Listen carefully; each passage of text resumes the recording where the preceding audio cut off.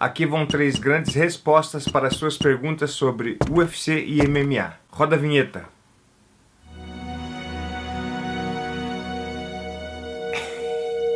Ok, não tem vinheta. Quais são as diferenças entre as regras do UFC, Bellator e WGP, o evento que eu lutei recentemente? UFC e Bellator, ou Bellator, são 2 eventos de MMA, Mixed Martial Arts. Artes marciais mistas. Então eles obedecem a mesma regra que é basicamente ditada pelo UFC. Nos primórdios do Vale Tudo, como era chamado o MMA naquela época, a regra era não ter regra. Valia quase tudo literalmente. Sobre essas regras eu já tenho um vídeo bem detalhado que cobre tudo isso, está bem aqui, tá bom? É só clicar lá. Mas os anos foram passando, o UFC precisou adaptar suas regras, readequar suas regras para o mundo moderno, já que a resistência da mídia e da política em cima do UFC estava muito forte e eles estavam perdendo espaço muito rapidamente. Se continuasse daquela maneira, eles teriam que fechar as portas com certeza. E por que o UFC que dita as regras do MMA no mundo? A lógica é simples, ninguém é obrigado a respeitar a mesma regra, cada um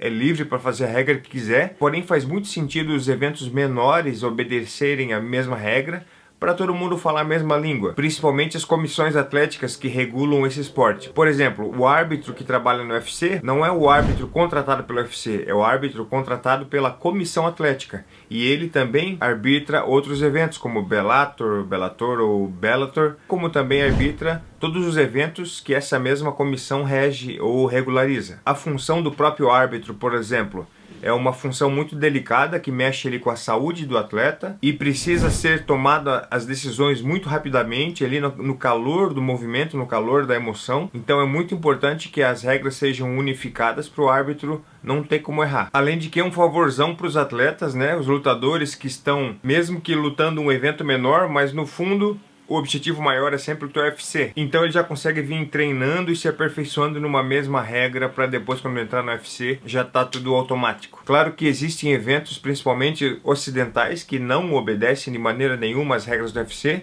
Eles fazem regras completamente diferentes, o que serve para o público deles, para a cultura deles. E agora o WGP é uma história completamente diferente, porque o WGP é um evento de kickboxing profissional e, portanto, ele utiliza as regras do K1 Rules. Essa é uma modalidade relativamente nova dentro do kickboxing, onde eles absorveram as regras do original e extinto K1 japonês. Se vocês acharem legal eu fazer um vídeo exclusivo para cada pacote de regras, coloque aí nos comentários para eu saber se a galera quer e aí eu vou produzir esse vídeo.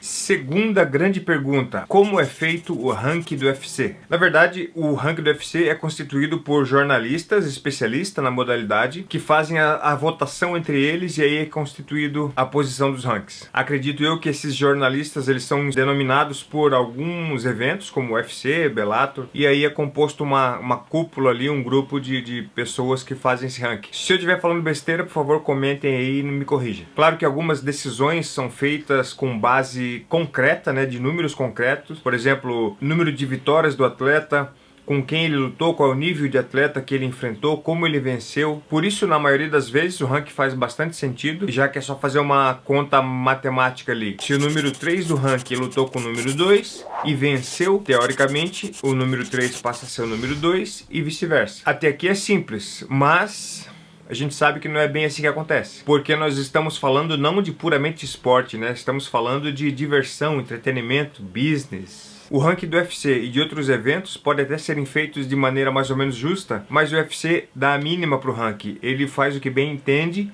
ele casa as lutas que dão mais dinheiro, que vendem mais, que dão mais pay-per-view, ponto final. Um grande exemplo: Ronaldo Jacaré. O Jacaré era número 2 do ranking do UFC na categoria peso médio. Ele ficou número 2 por muito e muito tempo. Então qual que era a lógica? Ele lutar com o número 1. Mas o que o UFC fez? Colocou ele na geladeira geladíssima. Na verdade, colocou ele no freezer, né? Não foi nem na geladeira.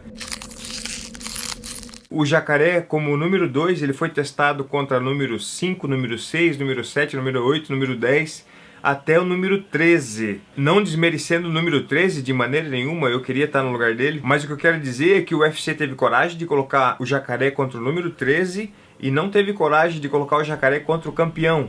Por quê? Porque ele sabia que o Jacaré estava num momento muito bom e que se o Jacaré disputasse o título, fatalmente ele ia pegar esse título e ia ficar por muito tempo campeão na categoria. Mas em vez disso, o UFC ficou enrolando, até que infelizmente o Jacaré perdeu uma luta e aí também perdeu a chance de disputar o título por algum tempo. E a super grande pergunta número 3 tem tudo a ver com a pergunta número 2, então eu vou chamar essa de 2.1. Porque do ano passado para cá, o UFC começou a fazer super lutas, fazer aquelas lutas casadas, campeão de uma categoria contra campeão da categoria de baixo ou da de cima, trazer atleta que já estava aposentado há 3 anos para fazer uma disputa de cinturão, liberar o McGregor para fazer uma luta de boxe em outra organização, esse tipo de coisa que antes o Dana White não permitia. E eu respondo com uma frase só: é porque o UFC está pouco a pouco mudando o seu modelo de negócio. Mas como assim, Vitor Miranda? Calma aí, eu explico por quê. Em 2016, a gigante WME-IMG comprou o UFC pela bagatela de 4 bilhões de dólares. E essa foi a maior transação esportiva da história. Mas o que isso tem a ver com a mudança do UFC nesses últimos tempos? A WME-IMG é um conglomerado de empresas do ramo de entretenimento puro. Além do UFC que eles compraram agora, eles têm dezenas de outras empresas